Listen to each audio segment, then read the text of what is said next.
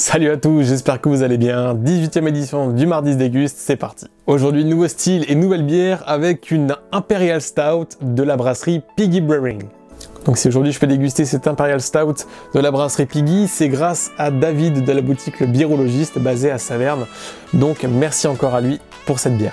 Alors du coup, l'Imperial Stout, c'est un style qui reprend évidemment toutes les caractéristiques du Stout mais en version impériale, donc comme la Imperial Hefeweizen de la semaine dernière, un stout avec plus d'alcool et beaucoup plus de goût. Du coup sur le stout comme sur l'Imperial Stout, on est sur l'utilisation de maltes torréfiées voire brûlées, avec de profondes saveurs de fruits comme des pruneaux ou des raisins secs par exemple. On a aussi vraiment des notes de café grillé, de chocolat, de réglisse ou encore de cacao. Par contre généralement on sera sur une texture plutôt douce, réconfortante, réchauffante et avec une carbonatation plutôt faible. Du coup en termes d'ABV on est entre 8 et 12%, donc là on est quand même sur une bière qui tourne à 11% d'ABV, donc c'est vraiment pas rien. Donc à déguster forcément avec modération, évidemment dans des circonstances qui vous permettent de déguster une bière aussi forte. Au niveau de l'IBU, on sera entre 50 et 90, donc une amertume plutôt présente quand même. Pour parler un petit peu de la brasserie Piggy, donc on est sur une brasserie qui est aujourd'hui très influente en France, elle est vraiment très bien développée en France.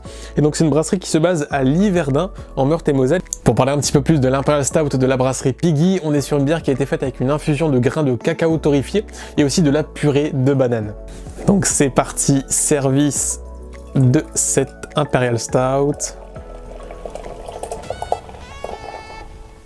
Alors déjà à la vue, on est sur une bière qui est complètement noire, complètement opaque. Alors ce qui est vraiment intéressant, c'est qu'on a vraiment ce côté banane confite plutôt qui est présent, ce côté banane flambée, banane un peu caramélisée qu'on n'avait pas sur l'Imperial Hefeweizen de la semaine dernière. Donc en tout cas, rien qu'à connaître cette bière, elle a l'air super gourmande. Donc tout ce que j'ai envie de vous dire, c'est parti, dégustation de cette bière.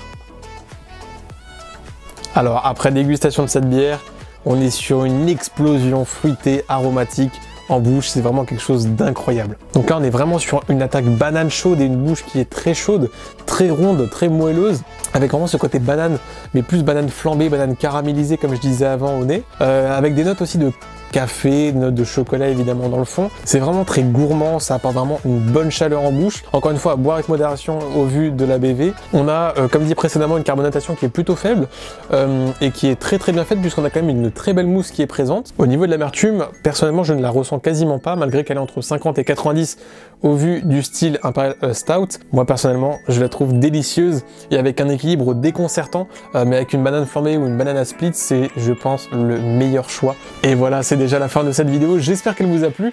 N'hésitez pas encore une fois à mettre des commentaires et à partager cette vidéo à vos amis fans de bière. Sur ce, moi comme d'habitude je vous dis bonne dégustation à tous et à la prochaine. Ciao tout le monde.